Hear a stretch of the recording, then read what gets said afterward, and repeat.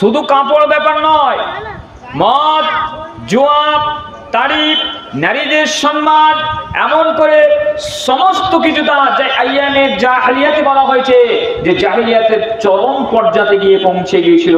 বিশ্বনবী মুহাম্মদ রাসূলুল্লাহ আসার পর একটা একটা একটা করে সমাধান করলেন। এমনি এমনি হয়ে যায় না।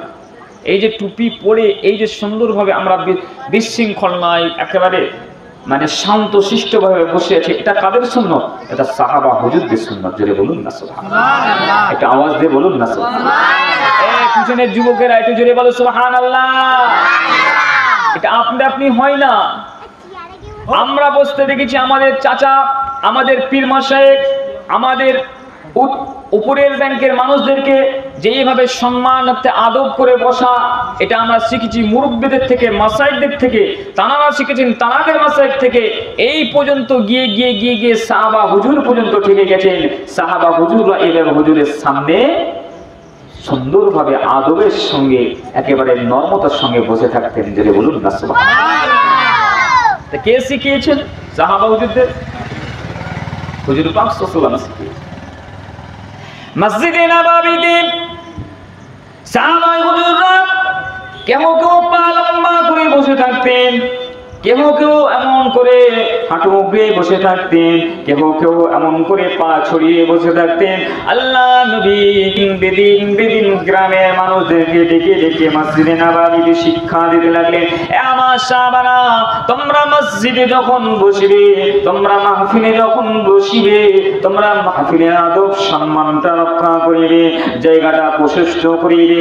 যদি জায়গা সংকীর্ণ হয়ে থাকে অপরকে বসার সুযোগ করে দেবে। যদি তোমরা অপর মানুষকে বসার সুযোগটা করে দিয়ে থাকো, আল্লাহ পাকের ওয়াদা তোমাদেরকে আল্লাহ জান্নাতে বসার সুযোগ করে দেবে।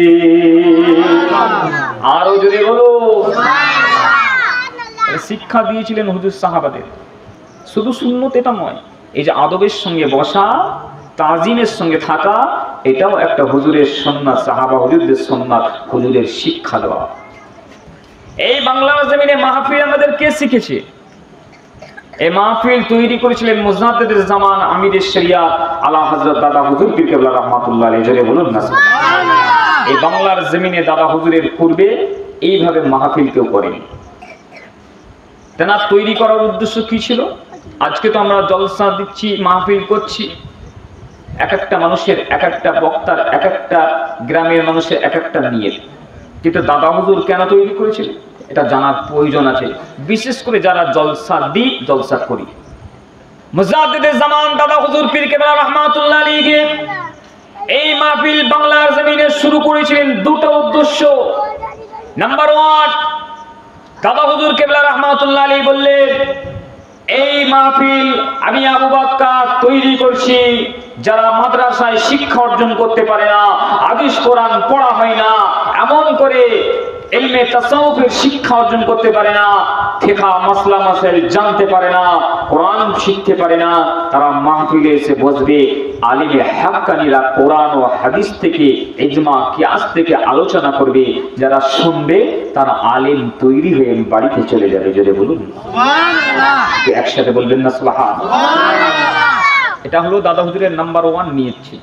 দ্বিতীয় নাম্বার নিয়ত ছিল দাদা হুজুরের, আমরা যারা দুনিয়াতে বেঁচে আছি, আমরা যেমন ফায়দা পেলাম, যারা কবরে শুয়ে আছি, কবরের মানুষের জন্য আখি দোয়া হবে, সাবরেশানি হবে।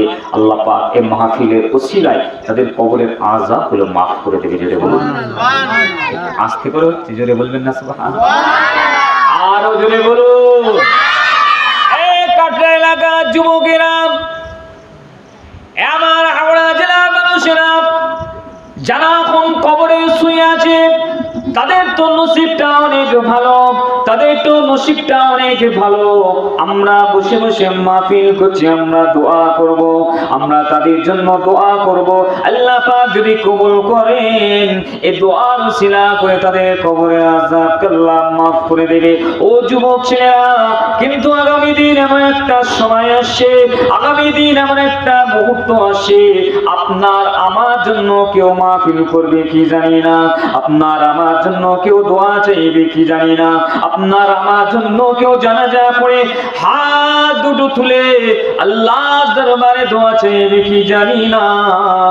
আগামী দিন এমন একটা সময় আসে, ও যুবক ফিরে এসো, ফিরে এসো, উদখুলু ফিস-সিলমি কাফা, তুমি পুরোপুরি ফিরে এসো ইসলামের দিকে।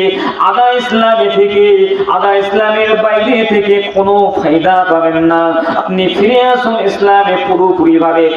আমার মা বোনেরা, আজ আপনারা বাড়িতে বসে আছেন, আজ আপনারা সম্মানের সঙ্গে আছেন, আজ আপনারা তালিমের সঙ্গে আছেন। এমন একটা সময় সম্মুখে আসছে, আইয়ামে জাহিলিয়াতে যেভাবে নারীদের সম্মান ছিল না, নারীদেরকে এক একটা পুরুষ হাজার জন নারীকে দর্শন করিত, এক একটা পুরুষ মেরে অনেক নারীদেরকে নিয়ে ঘোরাফেরা করিত। আগামী দিন এই ভারতবর্ষ তো সেইভাবে তৈরি হয়ে যাচ্ছে মা। এ মা, আপনার ইজ্জত সম্মানে রক্ষা করার মানুষ পাওয়া যাবে না।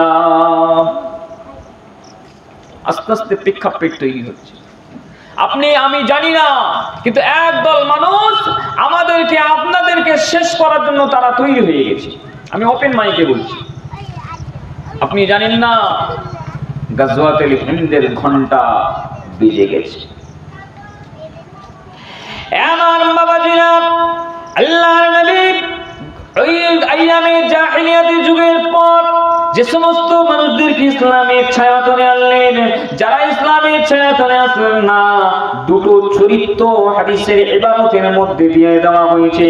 হযরতে আবু বকর সিদ্দিকের চরিত্র, এমন করে আবু জেহেল, উতবা, সাইবা চরিত্র দুই দিকে রাখা হয়েছে। এই দুই জনা মানুষের চরিত্রটা দুই রকম ভাবে ইতিহাসে লেখা হয়েছে।